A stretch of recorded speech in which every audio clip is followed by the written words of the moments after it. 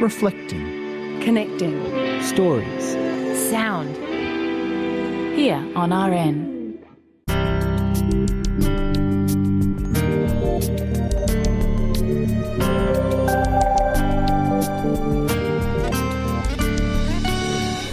And good morning. Welcome to Life Matters on RN. Natasha Mitchell with you. Where do you stand on marriage? Certainly the question of whether same-sex couples should have the choice to get married has generated passionate debate this year. The popular TV show Sunrise has just put its brand behind a campaign in support of same-sex marriage, as has the magazine Marie Claire. US President Barack Obama has possibly staked his political future on doing the same. Within the gay and lesbian community, there's a diversity of opinion about the value of marriage equality. As was evident at a recent feisty forum at the Sydney Writers' Festival, it asked the provocative question, why get married when you could be happy? Chaired by Annette Chouinois, on the panel was acclaimed British author Jeanette Winterson. Her best-selling memoir is Why Be Happy When You Could Be Normal? Australian writer Benjamin Law, author and journalist Masha Gessen. Her new book, a biography, is The Man Without a Face, The Unlikely Rise of Vladimir Putin. And also on the panel, Dennis Altman, director at the Institute for Human Security at La Trobe University and a real pioneer of the early gay liberation movement. A warning, some of the language used in the forum may not be your cup of tea. So let's join them as the question is put to Jeanette Winterson as to whether legalising same-sex marriage would advance the cause of equality. Yes, I do. I think it's essential that we have a society which is equal for all of us, regardless of gender or of faith or of sexual disposition. It seems to me to be so obvious, and it must be obvious to everybody in the audience, surely. I mean, could anybody put their hand up if they think that's not obvious? Would anyone dare? Yeah. So it just seems a no-brainer. It's amazingly straightforward. But what I think is interesting about this is that it's really called out people's deep prejudices, nervousness around equality. It was fine when it was going to be a civil partnership. And clearly this is about much more than equal rights under the law. And now it's about marriage. It seems to be, as everybody is saying out there, the heterosexual community who's not on side is saying, well, you've got to remember that really you are second-class citizens. Marriage is for us. Now, I do understand that heterosexuals do need something for themselves. And Yes. after all, we've got sex, so maybe they should have marriage.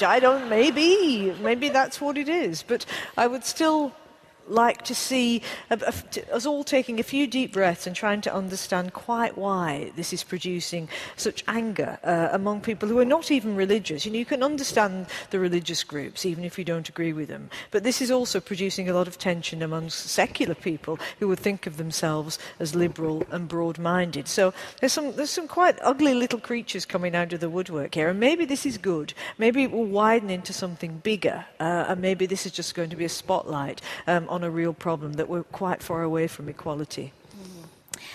Benjamin, you wrote recently that you'd rather be run over by a bus than marry your boyfriend. Would you care to elaborate? That's nothing against my boyfriend. He's very handsome and he treats me very well. Look, my boyfriend and I have been together for over 10 years, which is sort of weird to talk about in public, actually, but for quite a long time. It doesn't feel like it's been that long, but if you do the maths, it has been.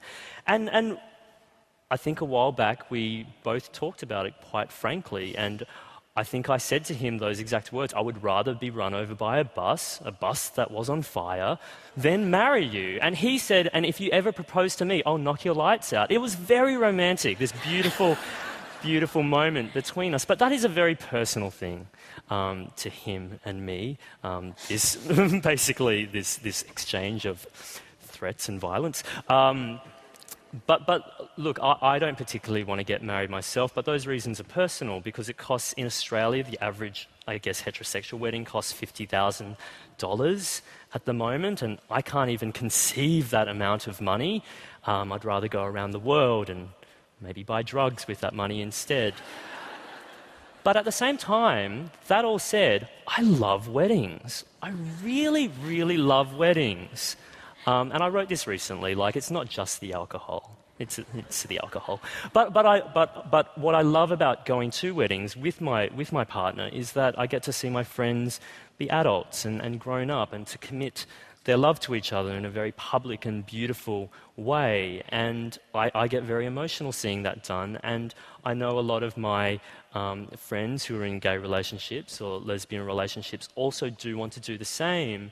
And I do think it's fundamentally absurd that they can't do that. It's a very... I mean, on one hand, it's a very benign thing that you're asking for,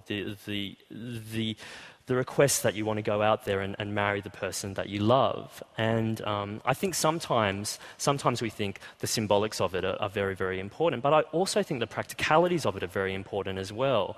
I mean, I like to travel. Maybe one day I'd like to live overseas, and there are certain rights afforded to married couples that aren't afforded to non-married couples. And I know a lot of straight people who have married not for romance, but for these practical rights. And I think those rights should be afforded to everyone. Now, Masha, you have been married. Right. You've pretty much run the whole gamut, in fact. Perhaps you should tell us your experience. I see I don't have a more into question. Well, Ben, if you think that marriage is expensive, try divorce. I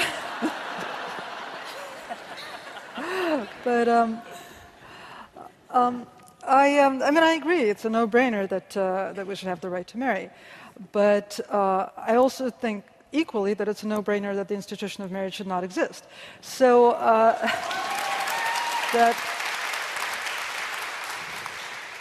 that causes my brain some trouble.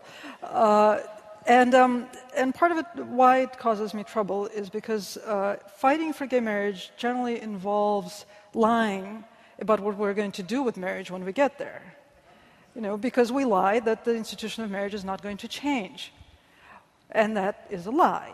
The institution of marriage is going to change, and it should change.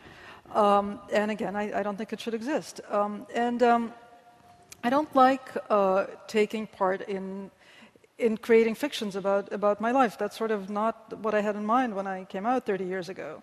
I have 3 kids who have 5 parents, more or less. And I don't see why they shouldn't have 5 parents legally. I don't see why we should choose 2 of those parents and make them into a sanctioned couple.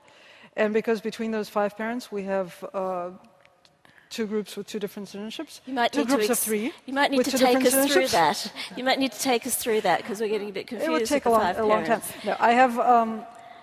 You got married in Massachusetts? I got married in Massachusetts to my partner, who's Russian, my ex-partner. And by that time we had 2 kids, one of whom was adopted and one of whom I gave birth to. We broke up a couple of years after that. And a couple of years after that, I met my new partner. And she has just had a baby. And that baby's biological father is my brother.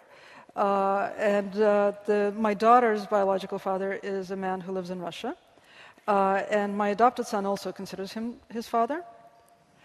So the 5 parents break down into 2 groups of 3 who have 2 different citizenships. That's not very British.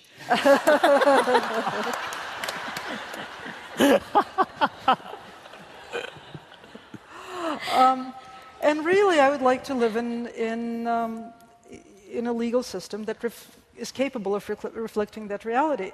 And I don't think that's compatible with the institution of marriage. Okay.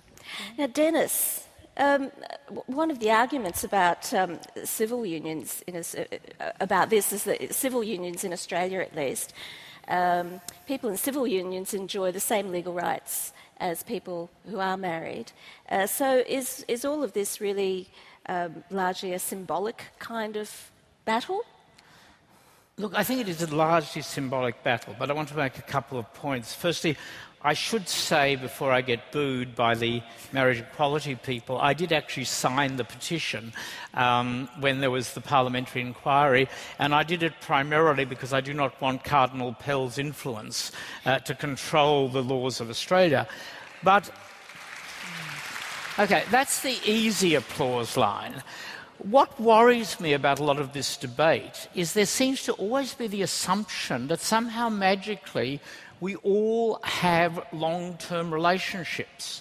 One of the things that for me was important about coming out as gay is we came into a community that actually accepted a whole range of different relationships, different possibilities, and the fact that lots of people are not in primary relationships, or they're in primary relationships really are quite different to those of the heterosexual norm. And the constant emphasis on same-sex marriage as the goal, the language of this is the civil rights issue of our time, it seems to me further marginalises and sends very dangerous signals to people who are not in long-term relationships and who may not want to be. For me, I really would love to see our community, and it's lovely being on a platform where I can talk about our community rather than having to debate the troglodytes who are still basically using marriage to beat us up. For me, I would love us to feel sufficiently emboldened to say we have a variety of ways of living our lives. We have a variety of ways of expressing our sexuality. We have a range of partnerships, as Marsha just explained in her own life. We should be proud of that. We don't need the sanctity of the state and the church to legitimise it. We actually do these things a lot better than Catherine and William. And when I hear people say that what they most want is to walk up the aisle, or the registry office, which is even less attractive, with their partner, I think, is that all we can aspire to? Surely we can do better than that. Okay.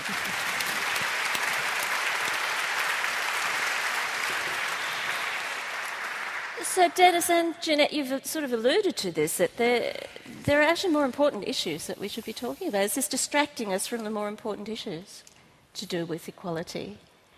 No, this is an important issue, because although I agree with you completely that we have been able to show the heterosexual community and the community at large all sorts of different ways of living, different models, which has been part of our radical input into society, and it does matter and it does make a difference.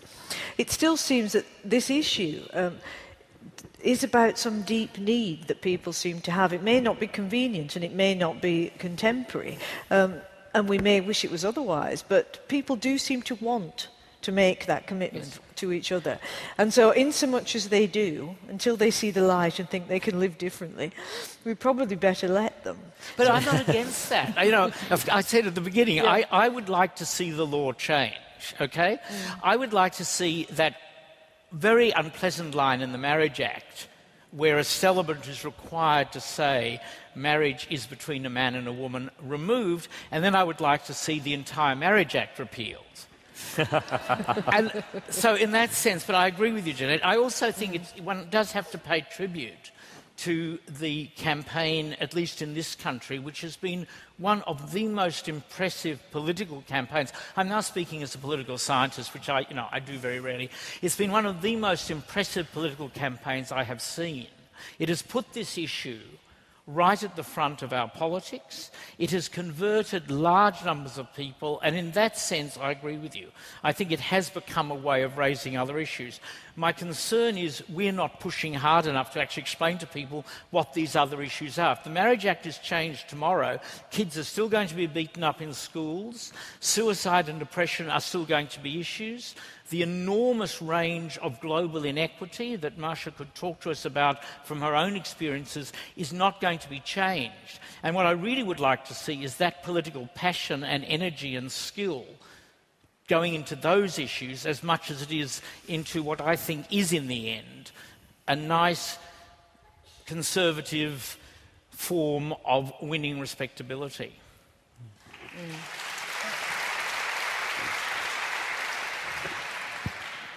Marsha, I'm very interested in your experience in that, as I said, you sort of run the whole gamut. And when you talk about marriage, usually you end up talking about family, children, and then eventually maybe separation and divorce.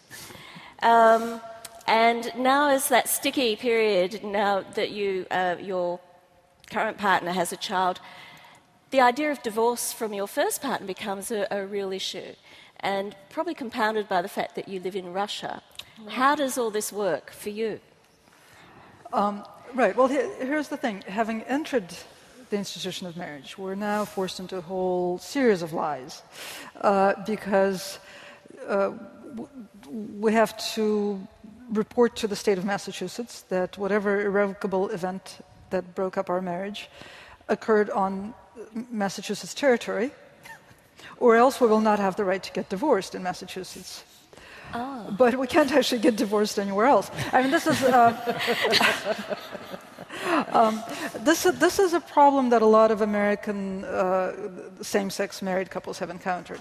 It's a lot easier to get married than it is to get divorced, because you can go to a state to get married, and then when you return to your home state, or if you move to a different state that doesn't recognize same-sex marriage, it can't revoke a contract that it doesn't recognize. So there are actually, at this point, a significant number of couples in the United States who are stuck in undissolvable marriages. In our case, it's complicated by the fact that we have children. And one of the reasons that we haven't gotten divorced is because we actually have a custody arrangement that pleases everybody. You know, when my current partner was in the hospital, well, when we were both in the hospital, she was having the baby less than 3 months ago, and my ex-partner was home with the other kids. And even my current partner had to say, you know what, with 3 kids, you really do need 3 primary parents. It's very convenient, and you know, we juggle the whole thing in what I think are very efficient ways. The courts of the state of Massachusetts, like the courts of many other American states, I don't know how it works here, do not take your current custody arrangement into account. The state knows better, even though we've actually been separated for 6 years. We know exactly what we need and what our family needs in the state in which it exists now. The state of Massachusetts still knows better, and it can impose a different custody arrangement and a different income sharing arrangement than the one we have. And that's the thing, is that state involvement really begins when you get to dissolving the marriage, not when you're actually entering into the marriage. So what you say, because this could not happen in that way in the UK, that if you had a perfectly amicable settlement between the two of you, that would be recognised and respected by the court, and there would be no further issue about it. But you're saying that in America, that is not the case. That is not the case, yeah. The court will make its decision. Regardless of your own wishes. That's right. And how amicable they are. That's right. That's extraordinary. Did you know that? No. And of course, in the United States, there's only some states anyway that recognise legal marriage. Yes. There's not very many, are there, Dennis? I can't remember how many it currently is, but we've got to remember that marriage in the United States means winning a whole set of rights as a couple that we in Australia now have. And probably the most single important one is we in Australia recognise same-sex relationships for immigration purposes. And this is enormously important. We recognise same-sex relationships for superannuation arrangements. Now, I know that there will be many cases where it is difficult, but we do recognise same-sex relationships usually for healthcare, in healthcare situations. None of this is true in most parts of the US, so that I have much deeper sympathy for the American marriage movement, where they don't have the range of options we have. It doesn't mean, as I said to Jeanette, I actually do think we need to change the law, because whatever we may personally think, it is now on the agenda, and the people who are against it are not the people I suspect any of us on this platform want to be associated with. But I think it is also important to recognise that a lot of the practical reasons in other parts of the world are not important for us because we already have them. But you're not saying, are we going to be, should we be following the Mormon line and perhaps having 5 marriages? Would that be better? Are we having no marriages or 5 marriages? Or? Well, actually, the Mormons are just as outside the law, or if not more so. You know, polygamy is illegal in the United States. Yeah, but usually, when we're looking at any polygamous situation, it's very bad for women. in a heterosexual context, because the women always suffer. Which, of course, is not true of marriage. It is, but it means that more women suffer. I mean, if one woman's going to suffer with one man, that's bad enough. But if he's got four extra ones suffering as well, at least there's solidarity. Plus his secretary. Well, of course, then we're entering that other little tricky element that people think about when it comes to marriage, which is faith, religion, marriage as a religious institution. So what are the things we need to think about that in relation to this debate about legalising same-sex marriage? That must be another can of worms. I don't know. This actually makes me think about the book that I've just been writing, where I went over to Asia over the course of 18 months, and I went to 7 different Asian countries, and I looked at different gay issues in each of the countries. So in Burma or Myanmar, I looked at HIV/AIDS, and in China, one of the things I looked at was marriage. And, you know, China isn't an especially religious country, so to speak, but marriage is a huge sort of sticking point over there for young gay and lesbian people. And what you're actually finding is that it's not religion that's actually forcing these people into, you know, not thrusting them into marriage, but familial expectations, and not just expectations from the parents down, but expectations of themselves as well. So when we talk about gay marriage in China, especially throughout the metropolitan cities, where there is a burgeoning gay consciousness, is often a case where gay men will look online for lesbians to marry, for convenience, to be able to show that their parents that they are married and they're fulfilling their filial expectations. But it's so interesting for me when I went over there that in my mind the gay marriage issue was one thing. In another country it's a completely different thing, where they they're still entrenched in this idea that marriage is between man and woman. So that when people come out often as gay or lesbian in China, their parents' reaction is, okay, that's weird, but you're still going to get married, right?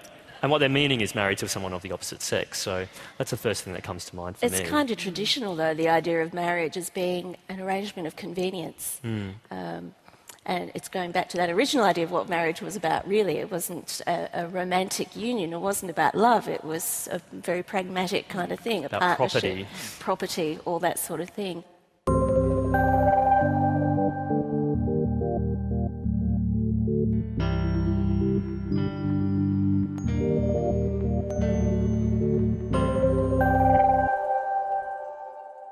You're with Life Matters and with Natasha Mitchell on RN. We're broaching the question, provocative as it is, why get married when you could be happy? It's a riff on the British author Jeanette Winterson's memoir, Why Be Happy When You Could Be Normal. Joining Jeanette on this panel at this year's Sydney Writers' Festival is the Russian-American journalist and author Masha Gessen, academic and gay liberation pioneer Dennis Altman, and writer Benjamin Law. Annette Chounoir is our chair, who's turning now to sex, monogamy and marriage. And a heads up, there's some language that might not be to your liking coming up. Over to Annette. This is a topic about marriage. It's not really about sex. No, I'm fascinated by how reluctant the people who argue vehemently for same-sex marriage are to talk about sex. The original concept of marriage in the Western world, of course, was based heavily on the idea of monogamy, really so that the man could be guaranteed that the children were his. And there was no, he couldn't have cared less whether his wife had any sexual pleasure or suffered or whatever. The point was you got married and that way you continued the male line. Now, I'm going to speak now as a gay man, and one of the things about gay male culture is that it is not a monogamous culture. And all the evidence we have suggests that monogamy is a myth, that there are many long-standing gay relationships. There are virtually no long-standing monogamous gay relationships. I happen to think this is a good thing. I happen to think this actually puts sex in a much better perspective than the concept that we're being fed. But I do get very anxious when I'm told that people want to have a marriage which is exactly the same as the ones that their heterosexual sisters and brothers have, when their heterosexual sisters and brothers are signing up for, whatever they do in practice, a belief in lifelong monogamy. And to me, there's a level of hypocrisy in that is built into the marriage ceremony that I do not want to see replicated. I don't think that's quite right, though, is it? I mean, when you say the marriage ceremony, do you mean the religious ceremony or the civil ceremony? Well, the civil ceremony, you can have a number of variations. So are you saying that is the hypocrisy built into the religious ceremony or in the concept of marriage altogether? You know, I would love to have the people who are out there arguing for same-sex marriage say, let's be clear, marriage is about primary emotional commitment to another person, and it doesn't mean I won't fuck around. And that's what most of us mean when we talk about our relationships. And I think it would be really helpful if the same-sex marriage movement had enough guts to say that. Because what I see going on very much, I think there's a difference, Jen. You said right at the beginning that lots of liberals are disturbed by marriage and people get upset and angry. My experience in Australia is that well-meaning, quite conservative, well-meaning people are very strongly supportive of same-sex marriage because they see it as taming us. And remember, there are lots of in the United States, if you look at the literature, there are lots of gay men who are now arguing the real reason to encourage gay men to get married is they're going to be monogamous and that's going to help control HIV. And, you know, I could point you to the literature where this is being argued very strongly. Now, I don't want to buy into an argument that a 23-year-old should be told, you're going to get married and this is the only person you're going to have sex with for the rest of your life. What does Australian law actually say about this? Because I know that in many American states, adultery is cause for divorce. Yes. And remains so in Australia as well. Right, so it's not a question of the ceremony. You're actually signing this up it's in the contract, you know. Yeah, pretty much. It is, isn't it, Well, Dennis? except we do have no fault divorce, so I think... Yeah. Oh, you do? Yeah. Yeah. Some American states don't. We need a lawyer on this platform, which we have many in the audience, Right, but they will correct us. Yes, To indeed. use no fault divorce, both parties have to agree. But Yes. one party can file for divorce on the basis of adultery, right? No. No? Okay. So No. you can do that No. in the States. It's very worrying what you can do in the States, isn't it? Yes, I think we can all agree on that. That could be the unanimous conclusion of the panel.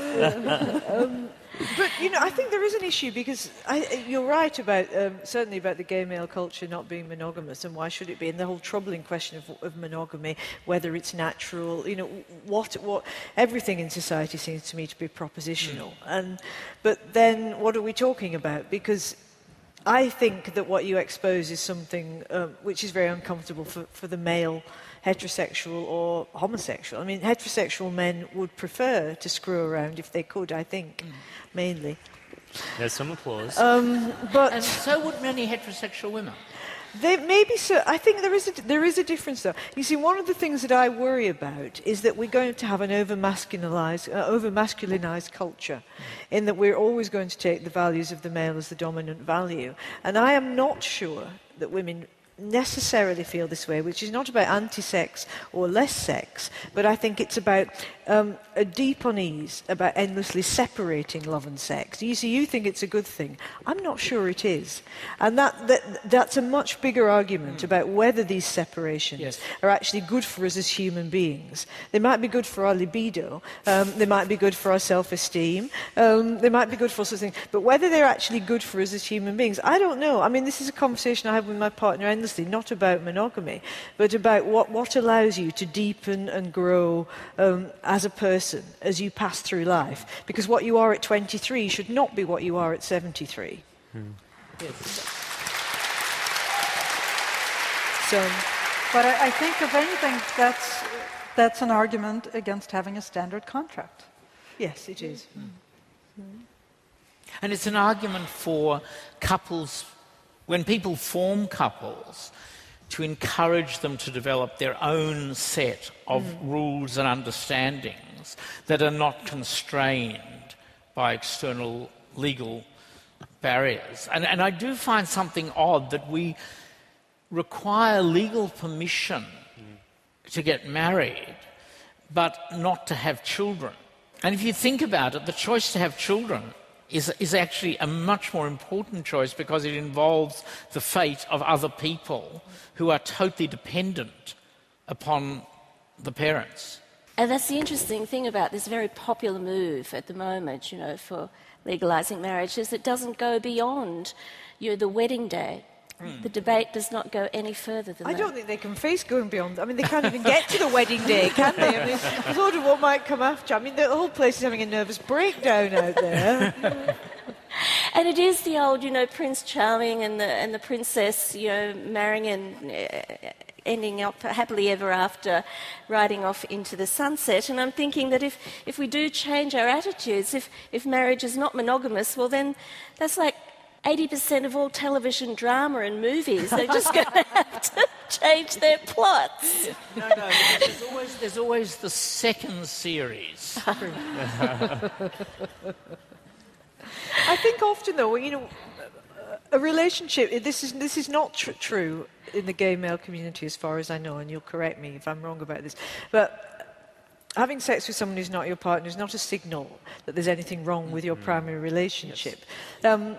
But very often, it is a signal of that, you know, both in the heterosexual community and wider. You know, it's often that there is some breakdown of, it's not about desire, there's often some breakdown of intimacy or some wish not to put the work in there. I mean, look, if we all had sex with somebody else tonight, it'd be much more exciting than if we went home and had sex with our partner, probably. But that does not mean it's a good idea.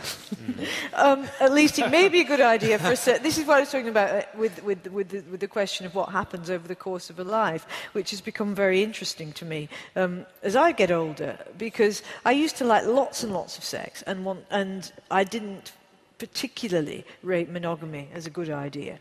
And I think it wasn't. But what's happened to me later is now I'm trying to find out about something different. I'm trying to find out about something in my relationship, in myself, that I want to explore, and that's up to me and to my partner. And what I worry about is that often the gay male culture has segued into the obsession with youth that's in the general culture now. You know, just go out there, you know, don't have any ties, just go out there and have a good time. And, you know, I think I don't want to make gender assumptions, but I do think there seems to be a profound anxiety for the male about aging, which is projected onto the female. So we're carrying it. And, you know, and you see it in gay culture as well. There's the older man, the younger man thing. And I know so many gay men who are terrified of getting old because they won't be attractive, they won't be able to pull the boys, they won't be able to go out to the clubs, and they won't have anybody to get old with. And I find this is a huge anxiety among a lot of the men that I know who thought it was fantastic and then all of a sudden thought, shit, I'm going to die on my own. But Judy, I think there are two separate issues, because I think the anxiety of not having someone to grow older with is a very real and deep anxiety that I think cuts across gender and sexuality. And I'm the oldest person on this panel. I hate it. I used to be the youngest person on the panels, and then something happened. I think the two are quite separate. That is, your intimacy, your relationship, I've been in a relationship of 23 years, that relationship and that intimacy grows and changes and develops.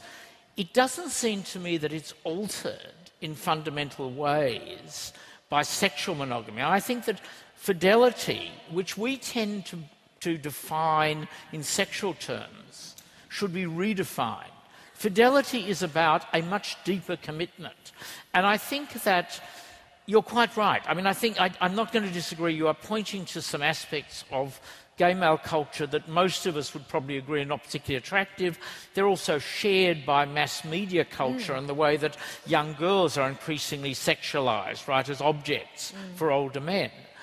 But I think we can differentiate between intimacy, companionship, commitment on the one hand, and what people do sexually on the other. And again, I'm saying, look, what I'm really saying is we have now in this country an extraordinary powerful movement that has raised this question onto the political agenda.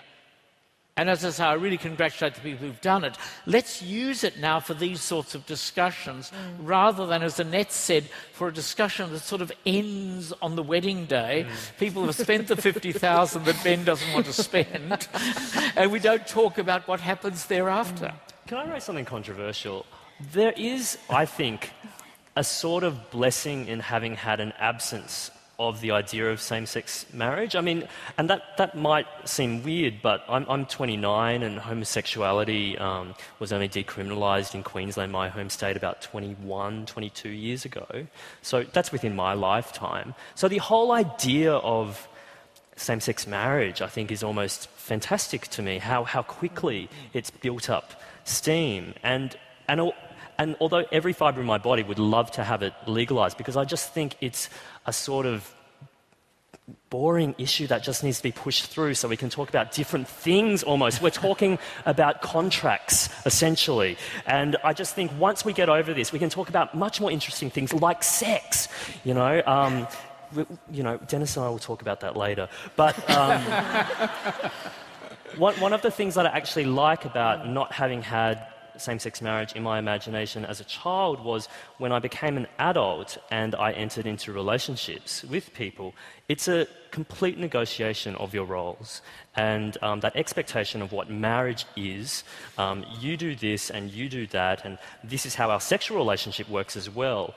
Those expectations have to be built from the ground up in a way, and I've actually quite appreciated that process, being a young gay person, about, well, what are our boundaries, and thinking of all the other gay male couples I know especially, and gay female couples, the ways in which everyone has mapped out their terrain has been very, very different. Some have veered very, very close to marriage, and these are often the couples who will get married once it becomes legal, because it is inevitable. I mean, over 80% of young people between, I think, the ages of 18 to 24 in Australia want it legal, and old people die. So, of course, it's on its way. I'm sorry. It's just going to happen sooner or later.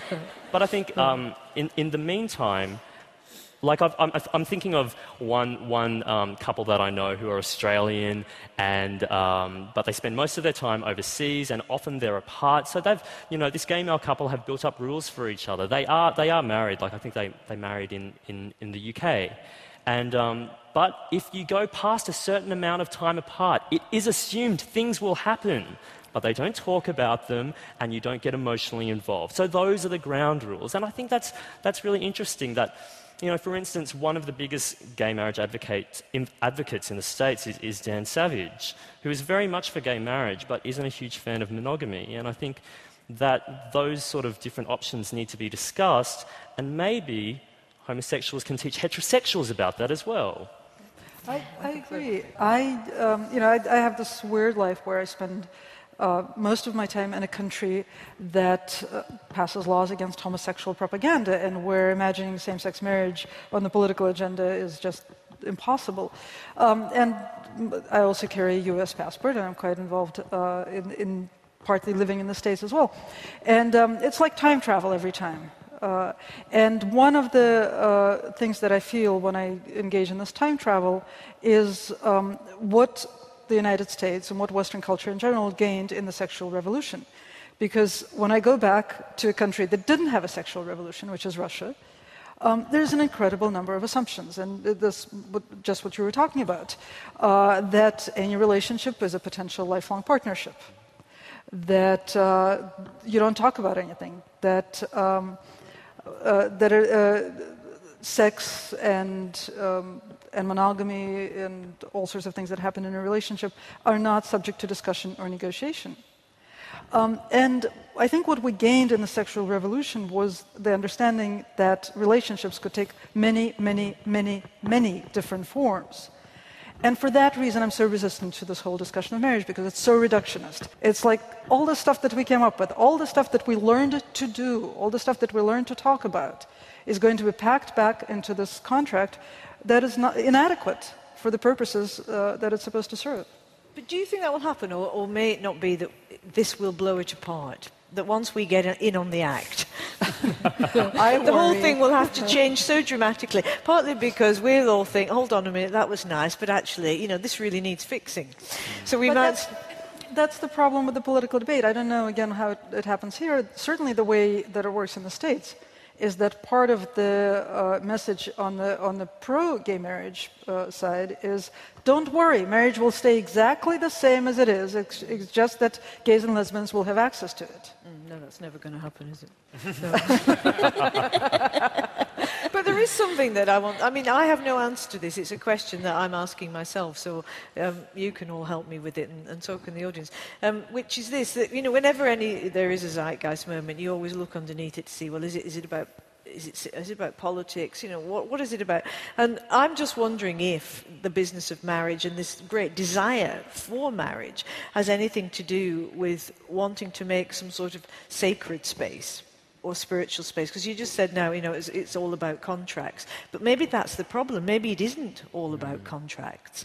And maybe we feel, because everything in life now is on the outside, and we are a very secular society, aggressively so, perhaps we're trying to reintroduce some sort of sacred dimension, some spiritual dimension to this, and say, no, it is more than a contract. And even though here in Australia, where I believe you do have equal rights, which is not the case, in Britain or certainly in America, still there's this push for wanting marriage, which suggests to me that the mystery of the word, it was always meant to be, wasn't it, the mysterious union as well as a property act. And I don't think that was just decoration. I think it was an acceptance that there is such a thing as a soul and that you can share it. That maybe in there is something that we're after. I'm not sure. This is just something I'm asking myself. Can I suggest there's some... that may be true, but I think there is something else as well. No, I want you to answer that. Jeanette, I am the last person to ask questions about the spiritual because I don't have any sense. I have no desire for the spiritual. I'm going to agree with you that it's not purely about a contract. But what I think it's about, partly, is a desire to be reconciled with one's biological family. Because I think that, for my generation, coming out, however accepting and tolerant your family may have been, still represented a break with the family. And I think Ben's referring to that very strongly in terms of, your experiences in Asia, where there's absolutely still the case. And in any Asian country I've been in, that is the huge dilemma for anyone coming out as homosexual, woman or man. So I think that it's not so much a desire for a spiritual space, it's a desire to integrate our sexuality into our biological families and to heal what for my generation really was a great fissure, that we often did feel we had to make that choice. And, we still hear many stories of people who are alienated forever from their parents, their siblings, etc. And I think in that sense, it's not spiritual, but I recognise it is a desire that goes far beyond just a contract or just beyond legal equal rights. I think a lot of this has to do, and this sounds really crass, but I think a lot of it has to do with people wanting to throw in an awesome party. I think of all the heterosexual weddings I've been to, I should just say weddings, because they've all been heterosexual. And so much of it has been about investing into a project, and I think gays are pretty good at projects. So I think a lot of them see this as this invitation to participate in something that's actually quite fun as well. That this is sort of something that you can kick your heels up in and plan towards. And I think a lot of us, even if we didn't think of ourselves as entering into something that's gay marriage, I think most of us grew up with the idea that marriage was something to aspire towards. I think I did. And the idea that you'd get to a stage where you'd be with someone and all the ceremony and pageantry that comes with it. I don't think you ever quite shake that. And maybe that's a part of it as well, the narrative we've built in our head. But I don't think that's a bad thing. It mystifies me, because it seems to me that marriage does seem to be kind of an anachronism. It's a flawed institution. It doesn't seem to work. There are so many divorces and separations. We now have so many blended families. it just doesn't, it mystifies me why it is still so desired. And a lot of my nieces and nephews' generation in the 20s and 30s, they all want to get married because it's their one chance to be the star of their own video and to be on the red carpet. And but other than that, why buy into what does seem to be so out of date and flawed? So do you think if everything was equal, that whole push would go away? It isn't going away, though, is it? No, it isn't going away. I think it's, as Ben says, it's all going to happen. It's all going to pass through. So what will it look like then?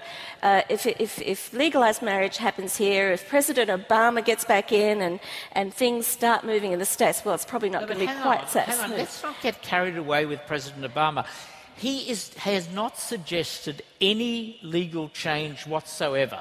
In the United States, marriage is a matter of state law, and President Obama has been very clear that he is not going to campaign to change the law of a single United States state. And I find it bizarre, this constant evocation of President Obama he made a nice statement, but that is not going to change the situation. He made that statement in the same week as the state of North Carolina passed a referendum outlawing same-sex marriage. It'll happen here before it happens there. That's a prediction I'd certainly make. It is within the purview of the federal government to recognize gay marriage, same-sex marriage, on the level of federal taxes, which is important, and immigration rights, which is hugely important. And if that happens, I'm going to get remarried because I need to have I need for my partner to have the right to enter the United States. And I don't want to discount totally what Obama did, because as much as this discussion, debate is symbolic, it is also about practicalities as well. And I think it does take political bravery still to get up and say, I personally support gay marriage. And I think for a lot of people, a lot of my friends, that actually did mean a lot, because, we get that from some MPs here, but we certainly don't get it from our Prime Minister. And we seem to be feeling like we're hanging around just waiting for a simple statement saying, this won't affect too many of you, and I support it, The fact that we don't hear that at all, and for no logical reason, because there is no religious influence in our Prime Minister, is incredibly frustrating. It really pisses me off.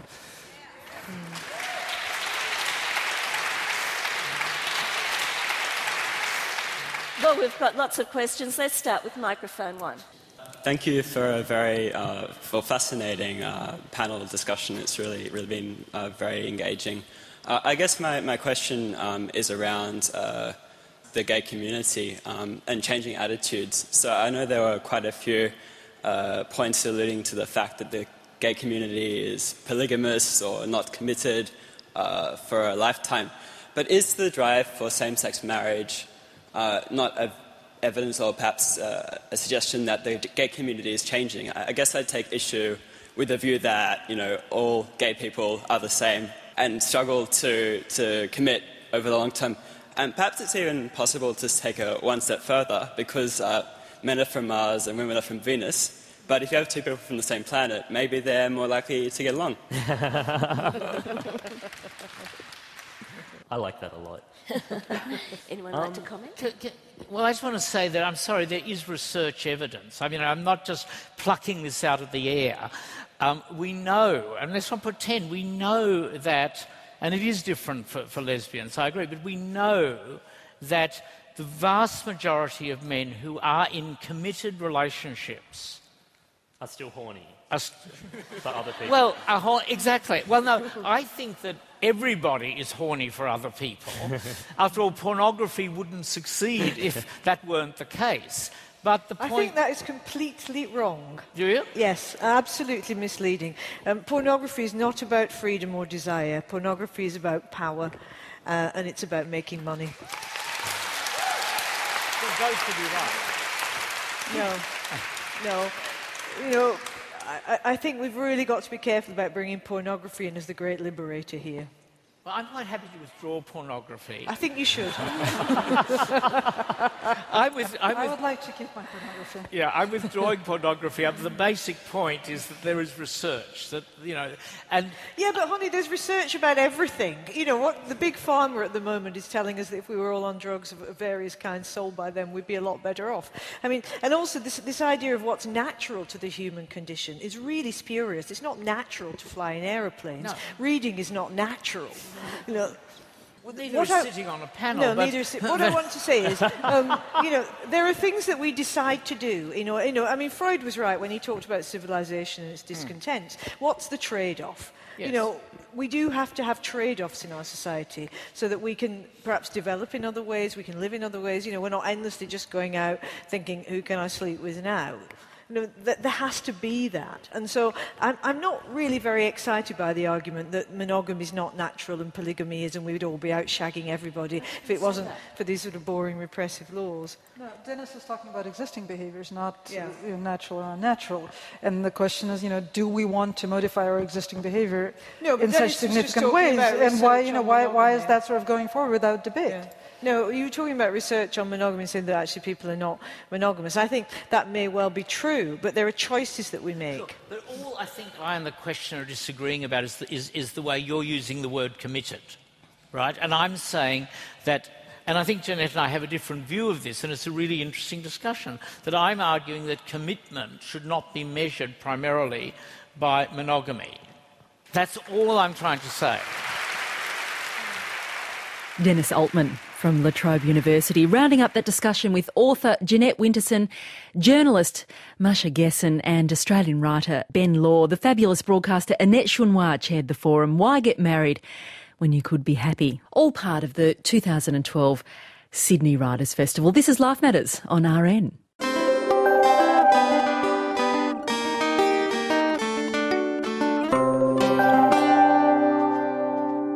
Now, as we hurtle towards the news, we have time for a couple of your letters. These were prompted by our latest modern dilemma, which was sent to us by a listener who looks after her 24-year-old son with Down syndrome. Her son is gay, and her hope is that sexual expression may be a part of his life. And here are some of your letters. Celia wrote, I work with adults with intellectual disabilities, and it concerns me that many of them are denied sexual expression, particularly because it's too difficult for their parents and carers to talk about. When the person is same-sex attracted, it presents an even greater taboo. I do hope these kinds of discussions can continue so that parents and carers can allow the sexual expression of the people in their care. Thank you. Thanks, Celia. Gay wrote, as the guardian of a young man, 30 years of age, with a moderate degree of intellectual disability, I've recently been responsible for helping him make decisions about his sexual needs. It soon became obvious that we were entering into uncharted waters, particularly with his carers, who, in 50 years of operating a residential support service, had never had a problem in this area, quote. I found that engaging the help of a counsellor who specialised in disabilities and sexuality meant that after several sessions she was the person assessing this young man's needs and making informed recommendations. He was able to clearly express to her that he wanted to pay a lady for sex. Her recommendations included contacting people with disabilities, an organisation which works under the umbrella of Touching Base, and links clients to specialist sex workers. Whilst parents and guardians ultimately participate in the decision-making, they don't have to be instrumental in making the referral.